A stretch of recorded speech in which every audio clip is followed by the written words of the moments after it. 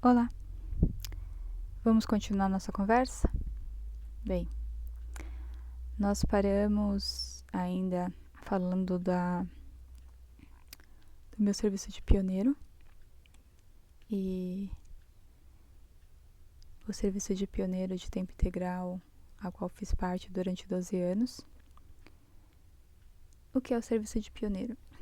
O serviço de pioneiro é uma atividade realizada dentro da Organização de Jeová, a qual você dedica 70 horas do seu mês para a organização. E você faz isso durante um ano, dá 840 horas no ano. E depois que você cumpre esse primeiro ano, você ganha o direito de participar de um curso. Curso esse que é fornecido pelas congregações, uma outra congregação vizinha, em que se reúne todos os que iniciaram naquele ano para ganhar treinamento. E esse curso é realizado nesse salão, junto com 2 superintendentes. E você passa uma semana indo e voltando para casa, claro, mas lá tem café, almoço e um lanche, sendo que esses alimentos são fornecidos pelas congregações que estão participando desse curso. Lembrando só que todo tipo de atividade dentro da organização é voluntário, você não recebe nada por isso. Também você tem a oportunidade de fazer nesse curso de aprimorar o seu ministério, de aprender coisas novas, de ganhar treinamento com pessoas já veteranas. Então lá é ensinado os princípios, conceitos, modos, abordagens e muitas coisas que você vai utilizar no seu ministério. Também é conversado sobre questões pessoais, coisas como suas roupas, seu jeito de falar, seu modo de agir, a qualidade do seu estudo pessoal, como você deve encarar a autoridade dentro da organização, né? Como você encara a soberania de Jeová, como você prepara suas revisitas, os seus estudos, como você vira o exemplo dentro da congregação para ajudar aqueles a também tomarem atitude de assinarem a petição e se tornarem pioneiros, e tudo isso. Então é um conjunto de normas. Quando você é iniciante, aquilo tudo parece algo assim, nossa, tudo é muito legal. Você acha que está descobrindo algo novo, coisas novas que vão aprimorar seu ministério. E até certo ponto vão. Mas, na prática, as coisas são bem diferentes. Porque a teoria é uma coisa e a prática é outra. E eu lembro que minha primeira vez no curso foi algo muito interessante, muito bom. Fiz muito boas amizades. E fiz amizade com os superintendentes daquela época. E a gente ria muito na hora do almoço, contando as experiências. Porque as experiências de uma saída de campo são coisas únicas. São coisas que só você vai passar se você estiver no ministério. Porque imagina você sair da sua casa para ir conversar com as pessoas na rua sobre as coisas de Deus. E você vai encontrar todo tipo de gente, todo tipo de situação. E eu até posso relatar algumas situações boas em que eu passei.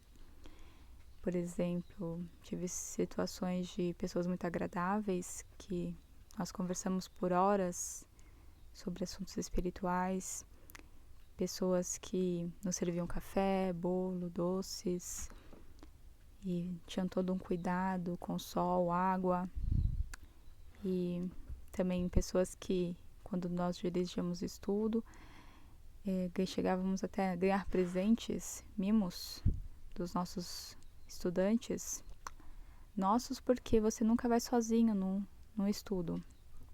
É claro, há suas exceções, mas a regra é sempre andar acompanhado, nunca andar sozinho. E você divide esses momentos com a sua companhia. E foram momentos bons, agradáveis. Lembro-me de estudos que nós praticamente íamos felizes para ele e voltávamos ainda mais felizes porque era muito engraçada a situação. A gente ria. E como eu sou uma pessoa que eu não escolho estudantes, então a gente ia naqueles estudantes bem estranhos que tinham umas condutas bem fora do padrão. E então você ouvia de tudo e mais um pouco. E eu achava aquilo engraçado e nunca me importei com aquilo de ficar tentando poldar o estudante. Eu achava que as pessoas deviam se expressar da maneira livre em que elas eram. E com o tempo, o próprio conhecimento iria conduzi-las para o caminho certo.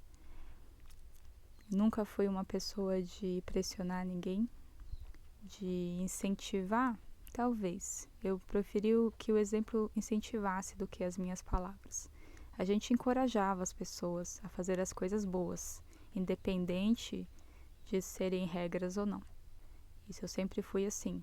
Eu sempre gostei das coisas bem certinhas, das coisas corretas. E nunca fui de pessoa de pressionar ninguém a fazer nada que não queira fazer. E então os meus estudantes é a mesma coisa, eu deixava eles livres para tomarem suas próprias decisões e avaliarem conforme era necessário. E esses estudantes eram realmente muito interessantes. Mas lembre-se, todos eles depois não vieram a chegar ao batismo. Todos cuidaram de suas vidas, graças a Deus, e hoje estão felizes. Mas no ministério você vai acompanhar outras pessoas com outros estudos, outras circunstâncias. Me lembro uma vez de que a gente ia sempre dirigir o estudo de uma senhorinha e ela sempre preparava o café. Nós éramos a companhia dela da tarde e ela fazia questão de preparar o café com a mesa e tomávamos o café e depois conversávamos e aí estudávamos um pouquinho. E aquilo deixava aquela senhora muito contente, muito feliz, porque ela vivia sozinha. E o ministério acaba sendo terapêutico para as pessoas, porque elas têm uma oportunidade de desabafar, de falar de coisas com outras pessoas, coisas que geralmente elas não falariam com pessoas comuns.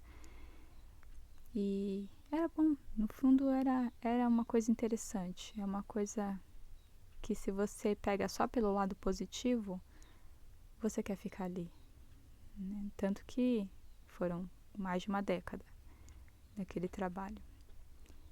Mas é um trabalho também assistencial, não deixa de ser. Você está ali para prover ajuda psicológica para aquelas pessoas.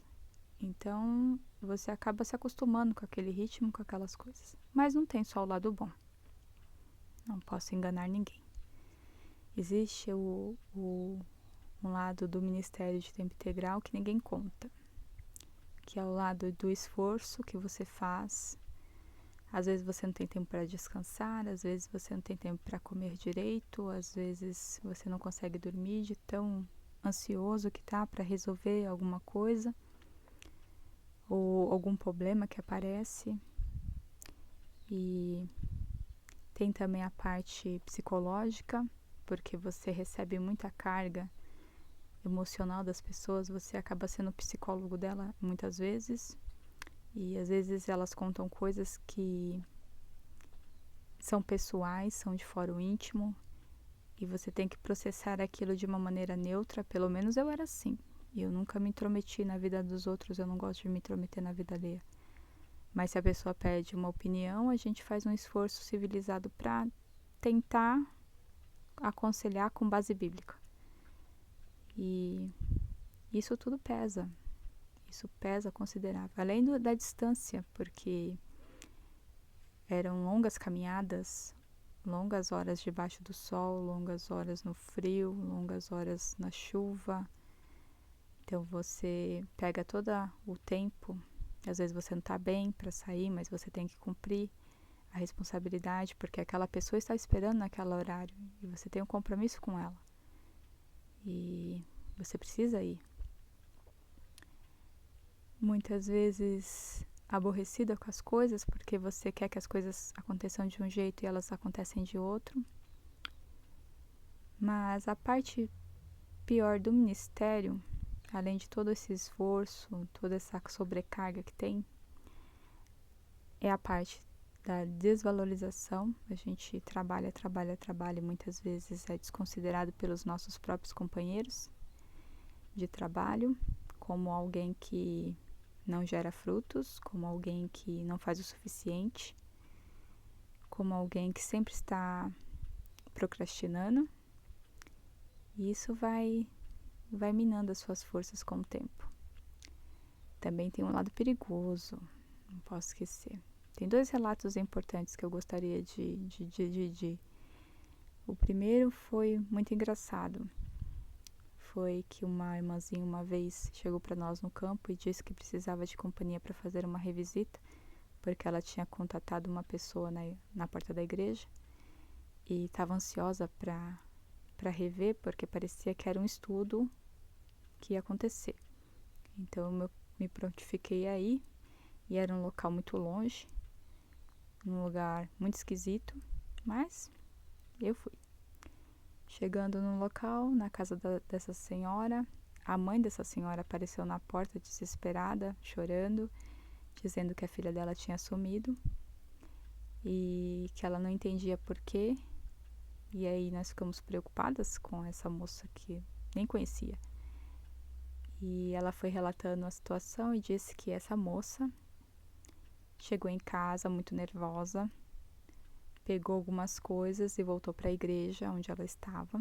Chegando lá na igreja, ela quebrou uma imagem dentro da igreja e desse momento em diante ela sumiu. E a polícia estava atrás dela. E ela queria saber por que motivo, o que tinha acontecido para aquela mulher tomar aquela atitude de chegar e entrar numa igreja e quebrar uma imagem. E a polícia também queria saber, tanto que estava procurando ela pelas redondezas do bairro. E quando a senhora falou isso, a minha primeira reação foi pegar a minha companhia e correr. Porque eu pensei, nós estamos aqui, a polícia vai chegar, vai ver que nós estávamos aqui e fomos culpadas de ter incentivado aquela senhora de entrar na igreja e fazer o que fez. E aí eu fui tentando cortar a situação, contornar a situação, acalmamos a senhora, deixamos ela mais tranquila e na primeira oportunidade nós saímos da casa. E assim que dobramos a esquina, eu falei para minha companhia, para a irmã que estava comigo, falei, vamos correr. Corre e não olhe para trás. E subimos a ladeira correndo, feito 2 malucas, e foi muito engraçado porque todo mundo via a gente correr e não sabia por que a gente estava correndo. E eu nunca corri tanto naquele dia. E ela, depois de muito tempo, ela parou, olhou para trás e me perguntou por que estávamos correndo. Eu falei, você quer ser presa? E ela, não quero, então continua correndo. E foi muito engraçado, até hoje a gente se lembra dessa cena. E tenho certeza que ela se lembra disso, porque foi algo muito engraçado na época. Olhando agora de longe foi engraçado, mas naquele dia, sinceramente, foi um dia bem tenso. Lembro que depois de muito tempo a gente ainda continuava rindo sobre isso. E aquela senhora foi achada depois de uns dias, zanzando na rua sem saber onde estava. Ela tinha tido um surto psicótico. E aí eu lembro dessa situação. Engraçada agora, contando, relatando e lembrando da cena, foi engraçado, mas naquele dia não foi, não. Não foi. Essas são as partes engraçadas. As partes que você às vezes chega para dirigir um estudo e a pessoa tá com problemas pessoais sendo resolvidos e você tem que conversar com ela, e muitas vezes a pessoa te coloca no meio da situação, pedindo a sua opinião. Também houve esse caso em que nós fomos dirigir estudo para uma senhora, sempre as senhorinhas, né? E essa senhora tinha um filho e o filho estava indignado porque ela estava começando a estudar e ele não entendia por que ela queria mudar de religião. E aí a gente teve que conversar, ponderar com este rapaz para que ele entendesse o que estava se passando. E foi engraçado também porque acabamos dirigindo 2 estudos num dia só, o da senhora e do rapaz. Depois também essa senhora veio a falecer e ele não continuou o estudo. Bem, essas são as partes engraçadas da coisa, né? São só pequenas partes. Mas há as partes tristes e tensas que eu passei. Uma vez nós estávamos no testemunho de casa em casa, eu e uma senhora, uma irmã, e estávamos conversando, batendo nas casas, conversando. E aí um senhor do outro lado da rua abriu o portão para sair com o carro dele e ele olhou bem para a cara da gente e eu percebi que tinha alguma coisa diferente. Então ele entrou no carro e simplesmente lançou o carro sobre nós, de ré. Nessa lançada de carro, a primeira reação foi retirar a irmã do caminho, que ela já era idosa. Eu puxei ela e puxei para cima da calçada e o carro veio para cima de mim e me pressionou. Eu fiquei impressionada entre o carro e o poste. Sabe quando te segura? Não chegou a apertar, mas te segura. E você fica ali sem reação. Pensei, acabou pra mim. Mas foi só um susto. Ele queria nos assustar e conseguiu. Porque quando ele me viu a minha reação, ele acelerou o carro pra frente e foi embora rindo da cara da gente. Então não foi uma coisa sem querer. Estávamos muito longe do portão dele para dizer que não tinha espaço suficiente para ele fazer a manobra. E essa irmã ficou em choque. E a primeira reação que eu tive nessa situação, como fui treinada para isso, foi consolar a irmã e fazer com que nós continuássemos o trabalho. E ela preocupada, ela querendo justiça e eu tentando acalmá-la. Continuamos o trabalho até o final. Quando chegamos a certo ponto, encontramos o grupo que estava trabalhando no mesmo território que nós e os anciãos também, e ela chegou a relatar este fato a eles, mas eles fizeram como eles sempre fazem quando é uma mulher relatando qualquer coisa. Você está sempre exagerando, não foi bem assim. Tinha mais alguém lá para ver, para explicar? Não, não tinha, então não vale. Se não houver alguém de confiança deles que conte a situação, não adianta você relatar. Você sempre será o exagerado, sempre será o mentiroso da história. Bem, esses são alguns pontos que o ministério me fez pensar bastante. Além da minha saúde, porque o ministério depois, com o tempo, a minha saúde ficou bem prejudicada por causa dos excessos, né? Da falta de cuidado em que a gente se coloca. Mas ainda vou chegar lá, neste ponto. Então, quando eu olho para o meu serviço de pioneira, eu agradeço pelas experiências que vivi, pelas pessoas que conheci, por tudo que passei. Não tenho mágoa nem remorso de nada. E só penso que, assim como eu, muitas outras irmãs devem ter passado por coisas bem piores, só que não chegaram a relatar primeiro porque não serão ouvidas e depois porque as pessoas consideram tudo como exagero, como história. Porque se fosse um homem relatando, aí é válido o que eles falam. Mas, paciência. Então foi um pouquinho do que eu passei no Ministério de Tempo Integral, da qual eu convivi com outros pioneiros, conheci muitas irmãs de várias congregações que também eram pioneiras. Fiz o curso pela segunda vez, e aí quando eu fiz o curso pela segunda vez, depois de 5 anos, eu comecei a notar que algo estava meio estranho. O conteúdo era exatamente o mesmo. As explicações eram exatamente as mesmas. E parecia uma repetição. Não havia algo de novo. E aquilo me chamou muita atenção. Já na segunda vez do curso, eu conseguia ver as panelas, eu conseguia ver a hipocrisia, eu conseguia ver as falsidades, E isso começou a me incomodar, porque eu vi as máscaras caindo. Eu já estava percebendo elas cair, mas ali eu vi completamente elas caindo. E vi a bajulação. E aquilo começou a me incomodar, porque o real motivo pelo qual eu acreditava que praticava o ministério, que era para ajudar as pessoas, não estava ali. Era mais uma batalha de ego, de posicionamento, de destaque e uma disputa de quem faz mais, de quem se destaca mais, de quem é mais acolhido, e etc. Bem, os superintendentes. Os superintendentes são pessoas que têm um destaque na congregação. É um privilégio você convidá-los para almoçar na sua casa. E eu não tive esse privilégio porque eu morava sozinha.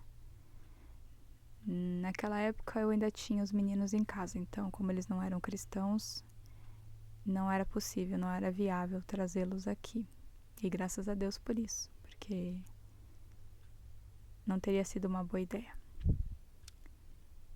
Porque com o poder de convencimento deles, talvez chegariam a convencê-los a estudar também.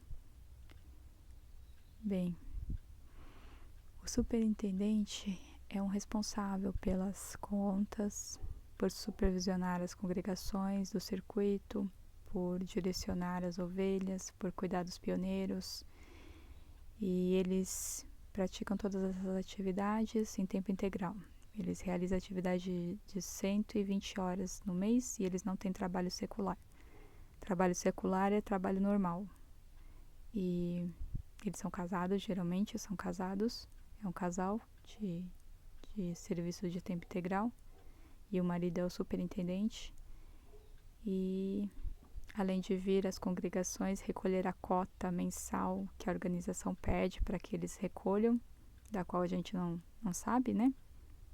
Lembrando que as congregações são mantidas por donativos voluntários, então tudo o que tem na congregação foi comprado e usado com dinheiro das caixinhas de contribuição.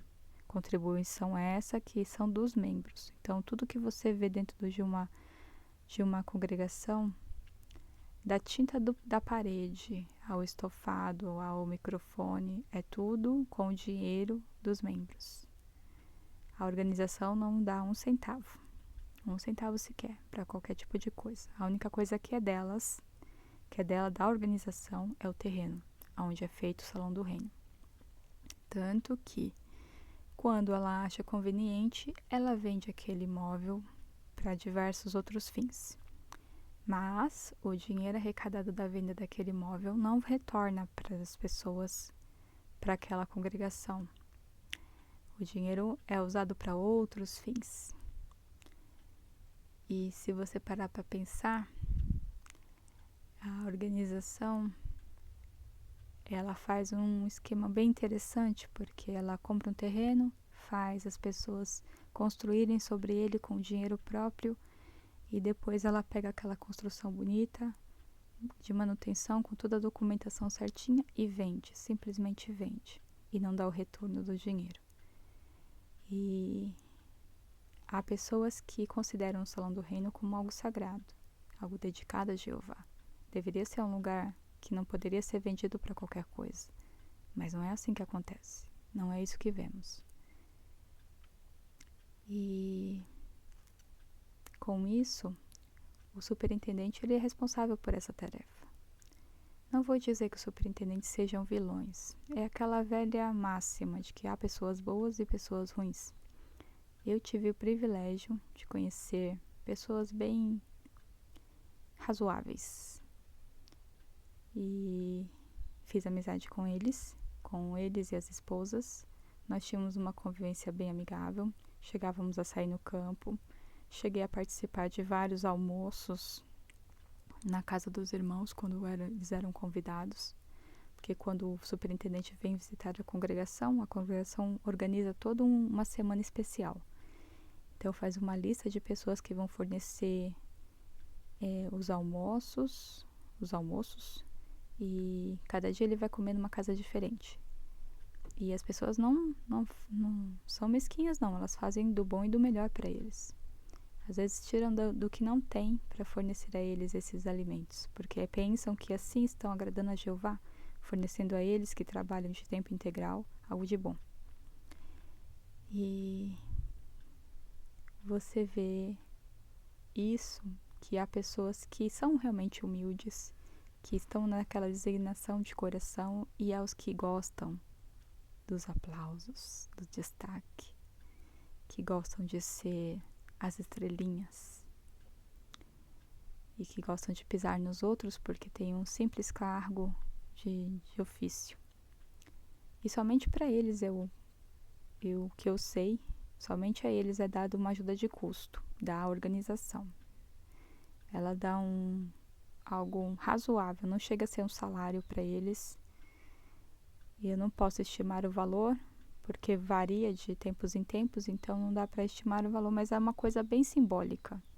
É uma contribuição simbólica apenas para o custo de uma alimentação, remédios, porque a organização não provê assistência médica para eles, até onde eu saiba, e nem assistência previdencial.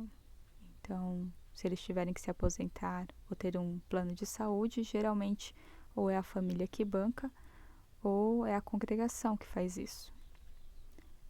E a não ser que tenha mudado algum nesses pontos. Mas eu ainda fiquei lá por tempo suficiente para ver a organização entregar a eles os carros padrões, porque antes cada superintendente tinha o seu carro próprio. Então a organização decidiu padronizar os carros para ficar com menos custo. Mas nós sabemos que o motivo não foi esse. Elas padronizaram os carros para ficar mais fáceis deles terem mais meios de fazer os seus comércios, né? Suas vendas e trocas de coisas. Mas eu ainda peguei a fase que cada um tinha o seu próprio carro e eles só tinham o suficiente para colocar dentro desse carro e ficar indo de congregação a congregação, de circuito em circuito. Quando eles vêm para um circuito, eles ficam um tempo, aí eles têm uma casa e essa casa é mobiliada com todas as coisas necessárias pelas congregações em qual eles vão fazer parte, e eles ganham tudo, do bom e do melhor, porque lembra, eles são de tempo integral, então eles são espirituais, eles merecem as coisas boas. E as pessoas fazem isso porque olham para eles e pensam, são pessoas espirituais. Mas você encontra umas pérolas aí que se acham assim, o destaque. Você descobre também que essa espiritualidade que eles tanto pensam é só uma fachada para a ganância. Então é isso, superintendentes, eu conheço mais de uns 5 casais de superintendentes que foram muito bons comigo, eram meus amigos, nós trocávamos informações e assim como os demais, os pioneiros também, eu conhecia muita gente mesmo.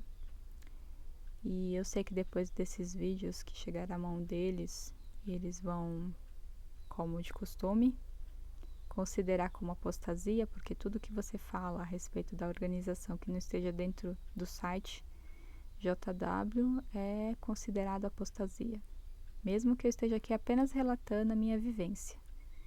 Eu não estou aqui dizendo nada absurdo, só estou contando o que eu vivi lá dentro.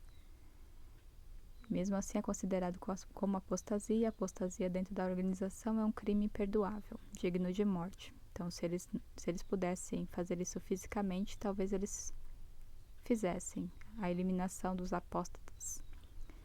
Como eu ouvi uma vez o irmão falando que o sonho da vida dele era poder ter a permissão de Jeová para eliminar os apóstatas. E mesmo a gente relatando as situações, a gente é tratado assim. Então eu já tenho plena convicção de que esses amigos vão ficar apenas na lembrança, né, dos bons momentos em que passamos juntos como amigos, e as nossas conversas e risadas. E foi assim. né? Desses pontos importantes. Por que eu relatei todos esses pontos até aqui? Bem, para que você possa entender o motivo do qual os próximos vídeos vão contar o que aconteceu para mim sair de lá de dentro. Porque parecia tudo muito bom, parecia que eu estava adaptada àquilo tudo, eu tinha bons amigos, eu tinha pessoas que me ajudavam muito, pessoas que eu tenho muita estima e carinho, e que jamais pensei em magoar em nenhum momento.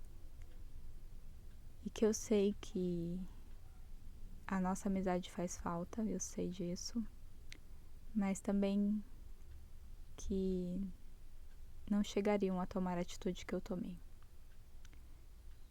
Então, por respeito a essas pessoas e por respeito àquelas que já partiram,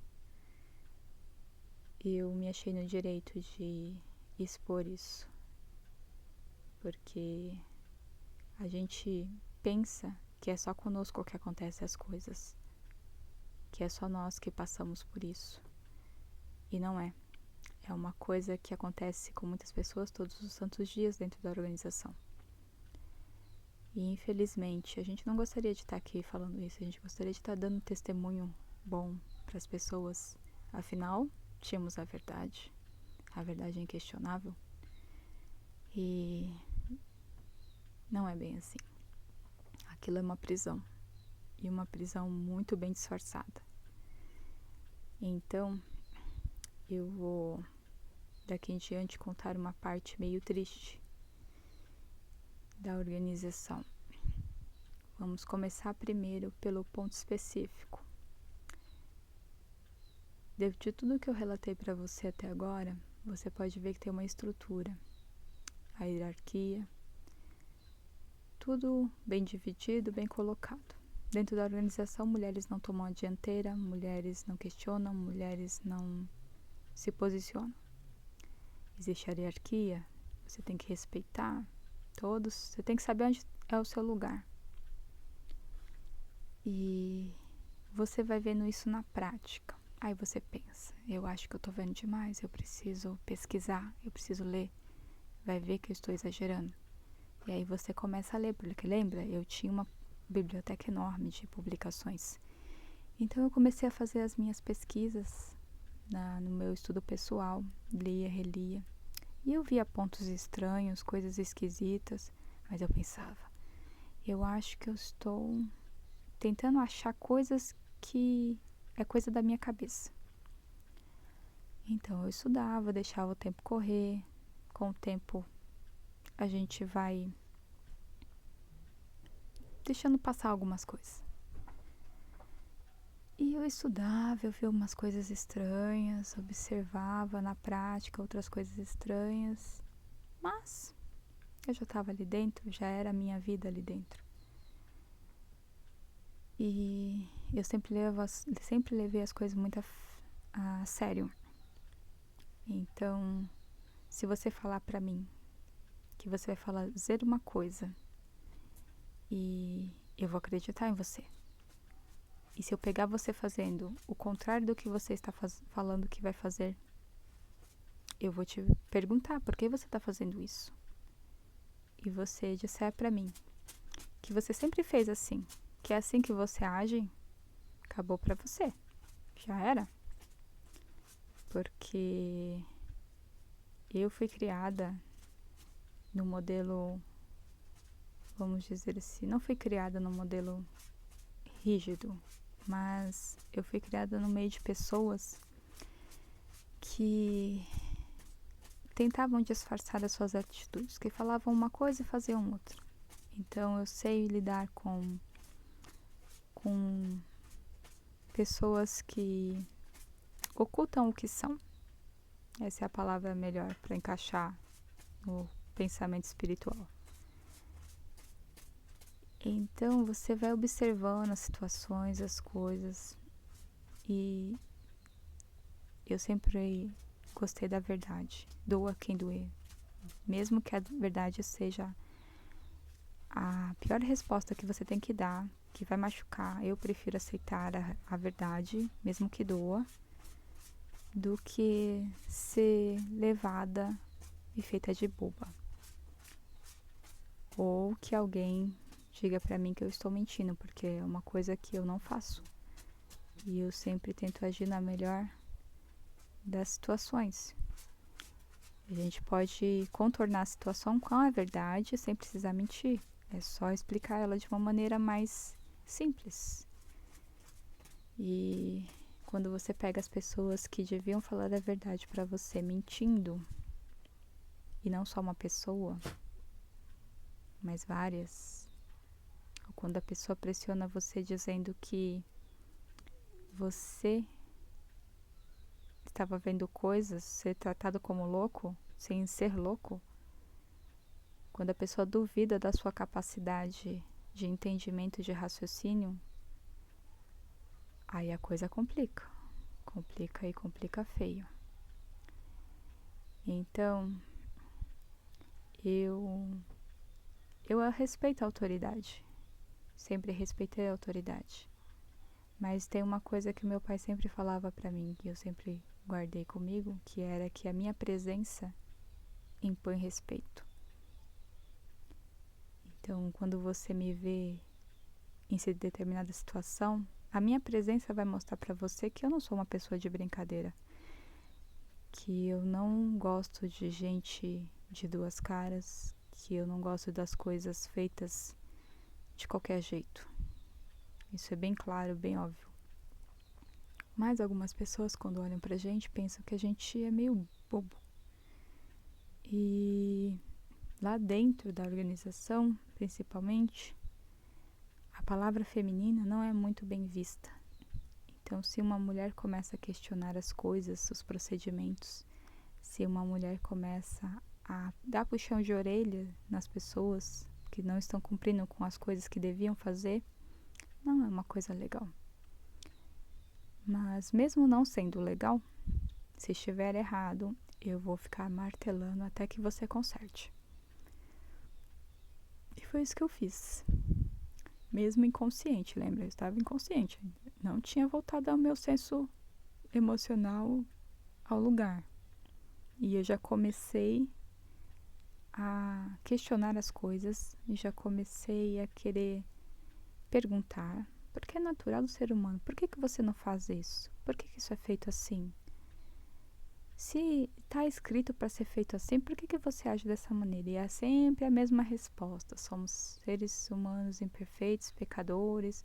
A organização de Jeová é perfeita, os homens que são imperfeitos. Tá, mas você tem a orientação que vai guiar a humanidade para o novo mundo. Você tem a verdade. E a verdade não pode ser questionada. Então, por que você faz errado? Eu quero saber, eu preciso saber. Se eu estou num local e a pessoa está agindo de determinada maneira, eu preciso entender por que você está fazendo isso. Sendo você alguém de autoridade, sendo você alguém que eu tenho que obedecer. Então, se eu tenho que obedecer você, você tem que ser o exemplo. Se você não for o exemplo, esqueça, porque eu não vou ouvir nenhuma palavra do que você diz. Você pode ser Jesus Cristo na Terra. Se Jesus Cristo descer e falar uma vírgula fora do contexto, eu vou chegar nele e vou falar: peraí, você disse isso e isso. Por que você está fazendo assim?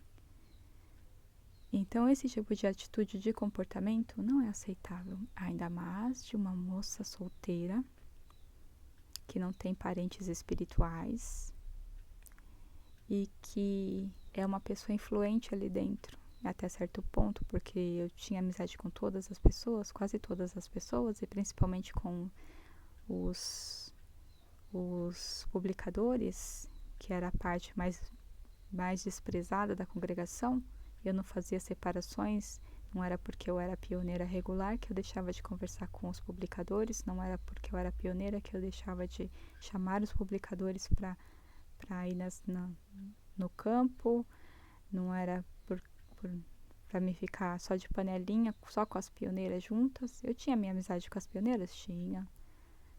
Gostava muito delas, tinha boas amigas, ia na casa delas, a gente ria, a gente conversava, mas eu também tinha amizade com os publicadores mais simplesinhos, com todas as pessoas.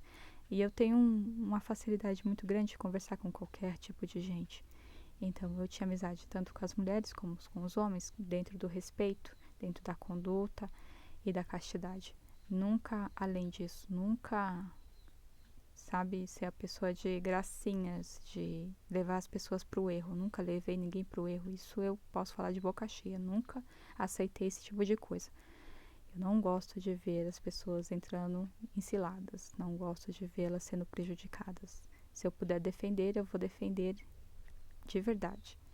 Então, esse tipo de comportamento, esse tipo de atitude não é uma coisa legal lá dentro. Lá dentro você tem que ser submissa, obedecer, acatar ordens e respeitar, mesmo, como se dizia, assim, mesmo que você não entenda a orientação. Como assim? Mesmo que Jeová mande uma orientação e você ache que não é certa, você não deve questionar. Você deve aceitar e cumprir. Tá? Mas tem coisas que não dá para aceitar e cumprir. Porque as pessoas, elas se aproveitam da autoridade de Jeová para impor as suas preferências, as suas opiniões sobre a vida alheia. E aí que começa a complicar a coisa toda, né? E foi assim o desenrolar, e essa situação foi aumentando, esse sentimento, no caso, foi aumentando, e eu fui começando a querer acordar, porque eu comecei a ver muita injustiça,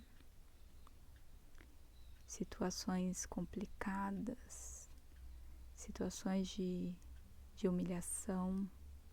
Eu comecei a ver uma congregação, uma organização que eu não conhecia, cheia de fofocas, de mexericos, de maledicência, de desrespeito. A gente se esforçava tanto para fazer um bom ministério, fazer as coisas se cumprir. Aí o irmão subia na tribuna e dizia que as pioneiras não cumpriam o seu papel, que faltava qualificação, porque quem não podia cumprir com o ministério devia entregar o seu privilégio. Você ouvia gracinhas tipo: por que você demora tanto para chegar na reunião? Você mora perto. Mas a pessoa não sabia que eu vinha do serviço, tinha que tomar meu banho, me arrumar e sair para chegar na reunião a pé.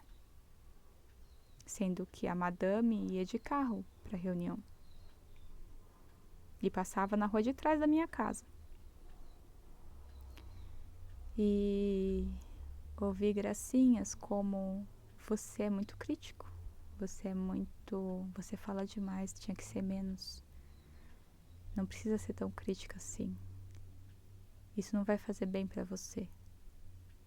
E das pessoas olharem e acharem a gente estranho porque a gente não gosta de ficar puxando o saco dos outros. Não sou pessoa de ficar puxando o saco de ninguém. Se eu gosto de você, eu vou gostar de você. Não vou precisar puxar o saco para estar perto de você. A mesma coisa é ao contrário. Se eu não gostar de você, meu filho, não adianta. Não pode Jesus na terra descer e falar: ó, gosto dele, porque não vai rolar. E isso incomoda lá dentro, porque você tem que fazer parte das panelinhas. E eu odiava as panelinhas. Eu conversava com todo mundo. E eu via muita coisa. Então isso vai rendendo, sabe? Vai cozinhando. E você tá ali e observa. E você é um pioneiro, não pode... Tudo que você fizer vai ser usado contra você. Além do detalhe que eu esqueci de mencionar, que existe uma lei lá dentro chamada o cuidado, né? Não é uma lei específica, mas é um princípio que diz assim, que se você perceber que o seu irmão está quase tropeçando, você tem autoridade para chamar a atenção dele. Se você chamar a atenção e ele não prestar atenção no que você fala, você pode levar o assunto aos anciãos. E Quando você leva os anciões vêm atrás de você para te dar um conselho. E é aí que a coisa fica feia, porque você está sendo vigiado 24 horas por pessoas. Tanto o seu companheiro de campo vai observar o que você fala, o que você faz. Tantas pessoas ao seu redor que moram próximo de você, que sejam testemunhas de Jeová, estão observando. Se você encontrar uma testemunha de Jeová no mercado, ela vai estar observando o que você está fazendo, com quem você está. E se ela encontrar alguma coisa estranha no seu comportamento, ela vai levar o assunto, não a você diretamente, porque eles não têm essa coragem toda, mas eles vão contar para as pessoas e vai chegar aos ouvidos dos anciões e você vai ser chamado a conversar numa salinha B.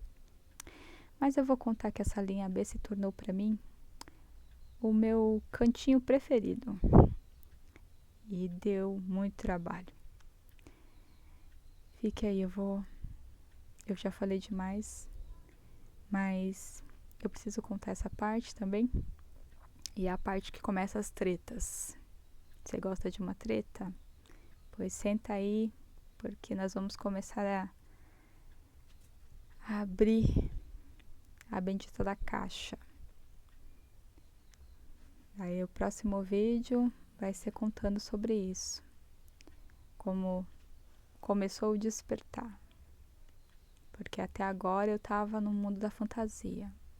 Mas a partir do momento que eu comecei a reparar que aquela felicidade que tinham me prometido lá atrás não era real, que tudo que eu fazia, todo esforço que eu fazia não estava produzindo nada, e eu estava vendo mais defeitos do que qualidade nas coisas, e que não era só um problema meu de perspectiva, mas era uma coisa real. Aí a coisa começou a encrencar, começou a ficar difícil. Aí eu fui chamada para ser aconselhada. E aí que começa toda o meu despertar. Mas fique aí. A gente vai continuar nessa história. Ainda tem muita coisa ainda. Muito obrigada pela sua atenção e até mais.